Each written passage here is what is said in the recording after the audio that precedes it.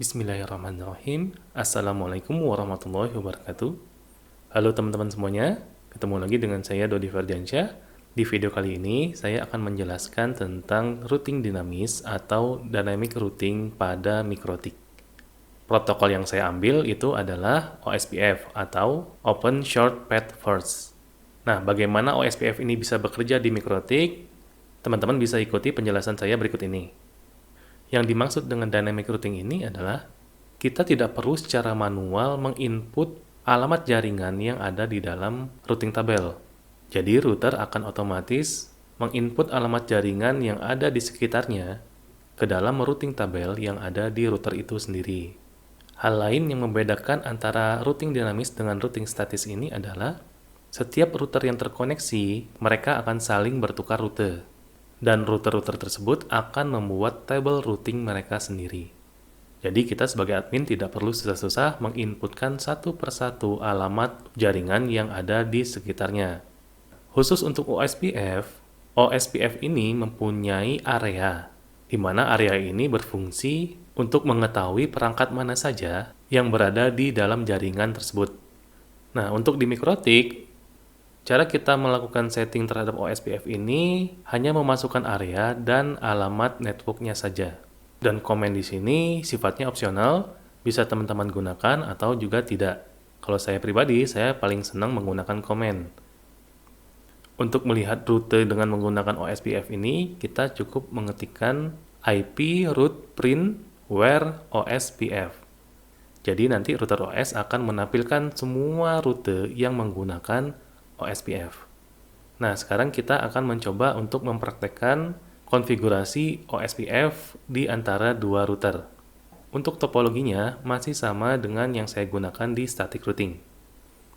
Kita masuk ke router A atau mikrotik A-nya. Sekarang kita cek dulu IP routing yang ada saat ini. Harusnya hanya ada routing default saja.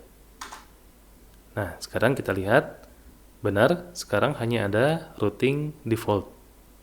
Belum kita input routing OSPF-nya. Langkah pertama yang harus kita lakukan untuk mengkonfigurasi OSPF ini, yaitu dengan mengetikkan routing OSPF network. Kita tambahkan areanya, yaitu backbone.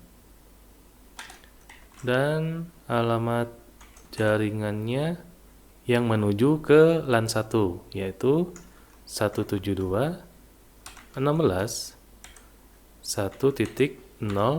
prefix 24. Terus saya tulis di sini komennya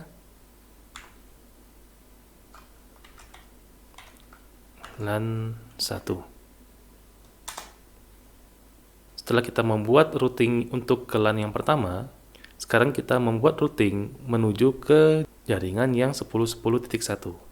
Caranya sama, saya ketikkan routing OSPF network, terus saya tambahkan areanya disamakan, yaitu backbone, kemudian network address-nya saya isi 10.10.1.0, prefix-nya 24. Terus saya ketikkan komen, ini adalah network 1. Di router A sekarang sudah saya konfigurasi OSPF-nya. Sekarang kita lihat apakah sudah terdaftar di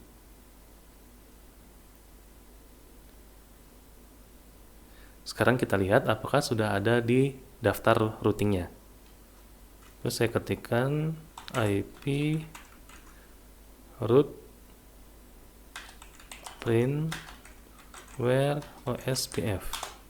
Hasilnya adalah tidak ada list sama sekali di sini. Kenapa tidak ada listnya? Nanti akan saya jelaskan di belakang. Untuk router A sudah beres. Sekarang kita masuk ke router B. Untuk di router B, caranya sama kayak yang di router A. Hanya nanti yang teman-teman bedakan di sini adalah alamat jaringan yang dituju. Sekarang saya akan ketikkan perintah routing OSPF network, saya tambahkan area backbone dan alamat jaringannya untuk yang menuju LAN 2 itu adalah 192.168.1.0. Jadi saya masukkan 192.168.1.0 prefix 24. Terus saya kasih komen LAN 2.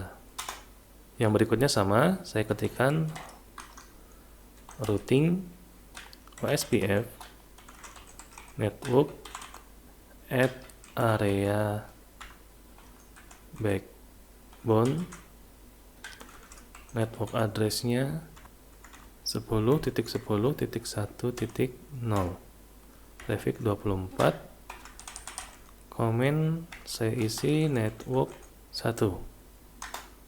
Sekarang kita lihat konfigurasi OSPF-nya dengan mengetikkan IP root print where OSPF.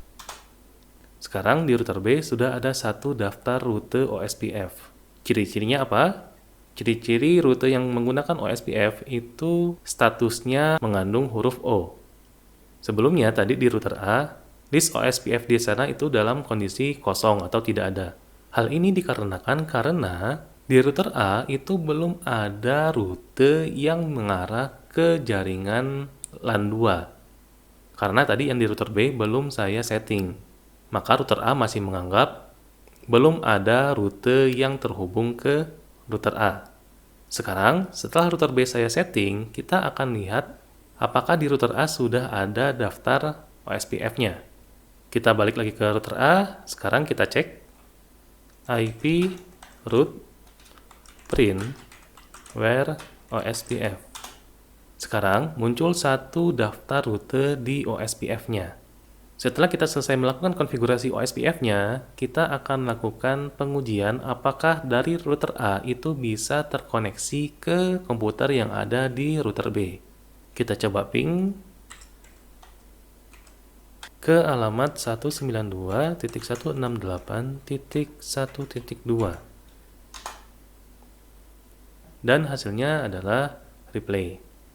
Oke, sekian penjelasan saya tentang routing dinamis menggunakan OSPF. Mudah-mudahan video ini bisa bermanfaat buat teman-teman semua. Terus dukung channel ini dan silakan bagikan video ini ke teman-teman yang lain. Terima kasih. Assalamualaikum warahmatullahi wabarakatuh.